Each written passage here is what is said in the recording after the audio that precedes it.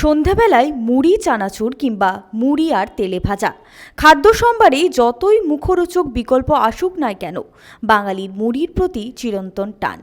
সেই মুড়ির স্বাদ একসঙ্গে পেতে সকলে প্রতি বছর জড়ো হন কাকসার মাধব বাজার এলাকায়।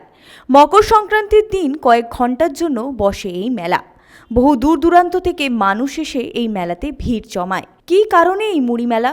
মেলার মূল বিশেষত হল সকলেই মন্দিরে পুজো দেওয়ার পর খোলা আকাশের নিচে বসে রোদ পোহাতে পোহাতে চপ মুড়ি খেয়ে থাকে।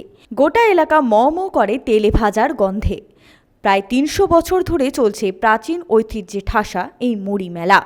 মেলার মূল বিশেষত হল নেটি সম্প্রদায়ের মানুষেরাই এই পুজো করে থাকে, তাই পুজো নিবেদনে থাকে না কোনো ব্রাহ্মণ পুরোহিত।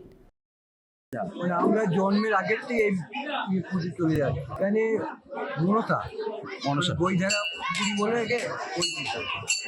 এখানে ওই মেটেরা আছে, ওরাই পুজো করে, ওরাই কোনো মন্ত্র কিচ্ছু না, ওদের হাতে জল দিলেই ওরা শান্তি।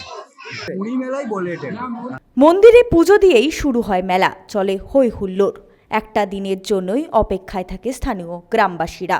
সকাল থেকেই মেলায় ভিড় জমায় আশেপাশের গ্রামের মানুষজন। জমে ওঠে মুড়ি মেলা।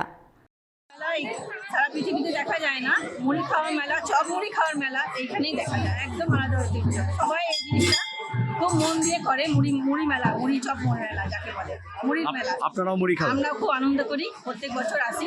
কাকসা থেকে সনাতন গড়াইয়ের রিপোর্ট, 99 নিউজ বাংলা।